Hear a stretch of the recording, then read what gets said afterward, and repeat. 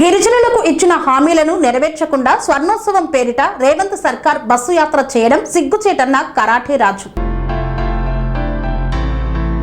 గిరిజనులకు ఇచ్చిన హామీలను అమలు చేయకుండా స్వర్ణోత్సవాల పేరుతో బస్సు యాత్ర నిర్వహించడం సిగ్గుచేటని తెలంగాణ లంబాడీల ఐక్యవేదిక చైర్మన్ కరాటే రాజు రాష్ట్ర ప్రభుత్వంపై విమర్శలు గుప్పించారు. ఓయూ ఆర్ట్స్ కళాశాల వద్ద నిర్వహించిన సమావేశంలో తెలంగాణ లంబాడీల ఐక్యవేదిక చైర్మన్ కరాటే రాజు మాట్లాడుతూ స్వర్ణోత్సవాల పేరుతో చేపట్టిన బస్సు యాత్ర ద్వారా ప్రభుత్వం మరోసారి గిరిజనులను మోసం చేసేందుకు ప్రయత్నిస్తోందని విమర్శించారు. గిరిజనులకు ఎన్నికల సమయంలో ఇచ్చిన హామీలను ఇప్పటి వరకు ఎందుకు అమలు చేయలేదని ఆయన ప్రశ్నించారు. రాష్ట్ర మంత్రివర్గంలో గిరిజనులకు తగిన ప్రాధాన్యం కల్పించకపోవడం బాధాకరమని, గిరిజన వర్గానికి మంత్రి పదవి ఇవ్వకపోవడం సిగ్గుచేటన్నారు. అలాగే రాష్ట్ర స్థాయి నామినేటెడ్ పదవుల్లో ఎంతమంది గిరిజన నాయకులకు అవకాశం కల్పించారో ప్రభుత్వం సమాధానం చెప్పాలని డిమాండ్ చేశారు. ప్రభుత్వం నిర్వహిస్తున్న బస్సు యాత్రను గిరిజనులు అనేక ప్రాంతాల్లో అడ్డుకుంటున్నారని, ఈ యాత్ర పూర్తిగా విఫలమైందని కరాటే రాజు పేర్కొన్నారు. ఈరోజు కాంగ్రెస్ పార్టీ గిరిజన శాసనసభ్యులు బస్సు యాత్ర చేస్తూ ఉన్నారు. ఆ బస్సు యాత్ర ఘోరంగా విఫలమైంది. ఆ బస్సు యాత్ర ఎక్కడ కూడా సక్సెస్ కాలేదు. గాంధీ భవన్ నుంచి ప్రారంభమైనటువంటి బస్సు యాత్ర అడుగడుగున ఆటంకాలు, అడుగడుగున గిరిజన సమాజం, గిరిజన యువకులు, గిరిజన సంఘాలు, గిరిజనకు సంబంధించిన లంబాడి సంఘాలు అన్నీ కూడా అడ్డుకుంటున్నాయి. ఎందుకు? మీ వల్ల మా జాతికి ఎలాంటి ఉపయోగం లేదు, మీ బస్సు యాత్ర మాకు వద్దురో నాయన అని చెప్పేసి ఈరోజు ఆ బస్సు యాత్ర చేస్తూ ఉన్నారు. బస్సు యాత్రలో ఉన్నటువంటి ఎంపీ ఉరిక బలరాం నాయక్ గారు, ఎమ్మెల్యేలు 5 ఎమ్మెల్యేలు ఉన్నారు, 4 ఎమ్మెల్యేలు ఉన్నారు. ఎవరైతే రామదాస్ నాయక్ గారు, రామచంద్ర నాయక్ గారు, మురళీ నాయక్ గారు, బాలు నాయక్ గారు, మీకు సిగ్గు శరము ఉంటే బస్సు యాత్ర ఆపేసి ఇప్పటికైనా ప్రజలు వద్దు, మీరు వద్దు, మా తాండాకు రావద్దన్నా కూడా బలవంతంగా పోలీసులను పెట్టుకొని పోతా ఉన్నారు. మీకు సిగ్గు శరము, చీము నెత్తురుంటే, లంబాడి చీము నెత్తురుంటే ఆ బస్ యాత్రకు అడ్డుపడుతున్నటువంటి ఆ పోలీసులను వదిలేసి మీరు ఒక్కరు పోయే పరిస్థితి లేదు. మీరు పోలీసులతో మా వాళ్ళని అరెస్ట్ చేపించి పోతా ఉన్నారు. మీకు బస్ యాత్ర చేసే కనీస అర్హత లేదు. ఏ ఉద్యోగాలు ఇచ్చినని బస్ యాత్ర చేస్తూ ఉన్నారు, ఎన్ని ఇందిరమ్మ ఇళ్ళు ఇచ్చిన తాండాలకు బస్ యాత్ర చేస్తూ ఉన్నారు. కాంగ్రెస్ పార్టీ ఇచ్చినటువంటి హామీలు, చేవేళ్లలో ఎస్సీ ఎస్టీ డిక్లరేషన్లో చెప్పిన మాటలు అన్నీ కూడా నీటి మూటలైనాయి. ఒక్క మాట మీద నన్ను ఉన్నారా మీరు? ఒక్క ఉద్యోగం అని ఇచ్చిర్రా? ఒక్క ఎస్సీ ఎస్టీ బ్యాక్లాగ్ పోస్టులు నింపిర్రా? ఒక్క తాండాకైనా రోడ్ వేసిర్రా? ఒక్క తాండాకన్నా మీరు ఇందిరమ్మ ఇళ్ళు ఇచ్చిర్రా? ఎలాంటి సిగ్గుశరం లేకుండా, ఇంకా బుద్ధి జ్ఞానం లేకుండా ఇంకా మీరు బస్ యాత్ర చేస్తున్నారు. మీ బస్ యాత్ర వల్ల కాంగ్రెస్ పార్టీ 10 ఏళ్ల పాటు పాతాళంలోకి పోతుంది తప్ప అది ముందుకు రాదు. ఖచ్చితంగా నిరుద్యోగులకు ఉద్యోగాలు ఇచ్చే బస్ యాత్ర చేయాలి, తాండాలకు రోడ్లు ఇచ్చే బస్ యాత్ర చేయాలి, తాండాలకు మంచినీరు ఇచ్చి బస్ యాత్ర చేయాలి. అదేవిధంగా మీరు ప్రతి చోట మీరు చెప్పినటువంటి మాట ప్రకారం 10వ తరగతి పాస్ అయితే 10,000, ఇంటర్ పాస్ అయితే 15,000, డిగ్రీ పాస్ అయితే 25,000, పీజీ పాస్ అయితే 1,00,000, పిహెచ్డీ చేస్తే 5 లక్షలు ఇస్తామన్నారు. ఎంతమందికి ఇచ్చిర్రు? మీకు సిగ్గుశరం ఉందా? కనీసం ఆ తాండాలకు పోవడానికి ముఖం ఎట్లా పెట్టుకొని పోతున్నారు? మీకు వద్దు పోరు అని చెప్పిన తర్వాత కూడా బస్సు బలవంతంగా ముందుకు సాగిస్తున్నారు. ఇది మంచిది కాదు. తాండాలకు మీరు చెప్పినటువంటి మాట ప్రకారం మీరు పనిచేసే ముందుకు పోవాలని చెప్పేసి రిక్వెస్ట్ చేస్తాము. తన రాజకీయ ప్రస్థానాన్ని పురస్కరించుకొని ఈరోజు మిడ్జిల్ మండలంలో కృతజ్ఞతా సభ పెడతా ఉన్నారు.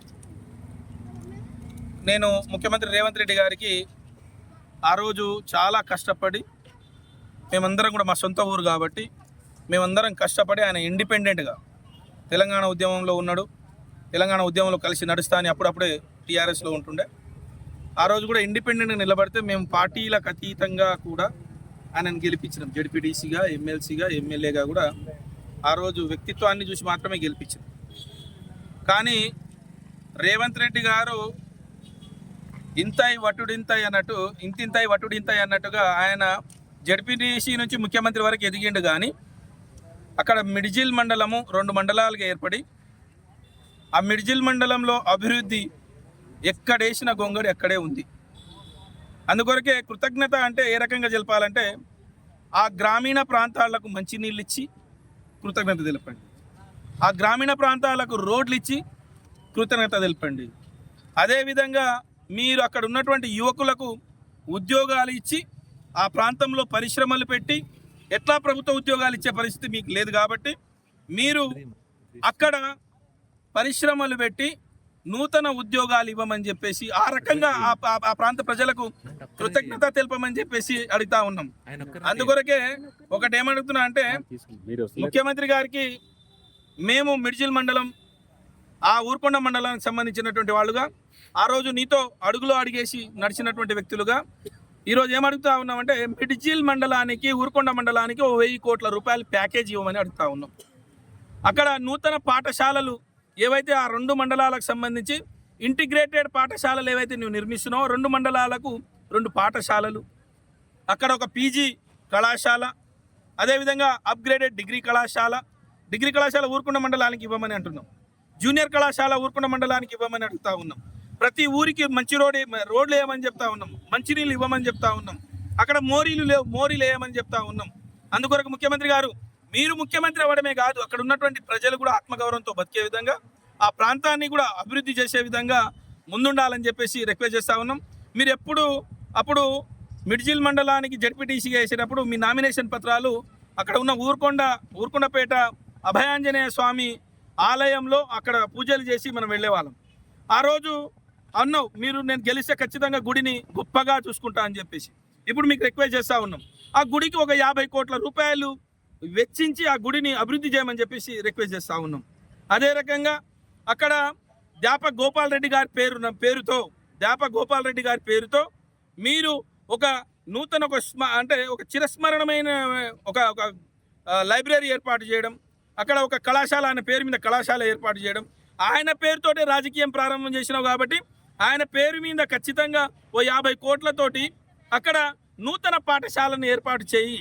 దళితులకు, ఎస్సీలకు, ఎస్టీలకు, బీసీలకు, అక్కడ అణగారిన వర్గాలు చాలా ఎక్కువ మంది ఉన్నారు కాబట్టి ఇందిరమ్మ ఇల్లు లేనటువంటి వాళ్లకు ఇందిరమ్మ ఇల్లులు ఇచ్చి 1000 కోట్ల రూపాయలు అక్కడ వెంటనే నిధులు మంజూరు చేసి అభివృద్ధిలో పాల్గొనాలని ఆ రకంగా కృతజ్ఞత తెలపాలని చెప్పేసి రిక్వెస్ట్ చేస్తా ఉన్నాం.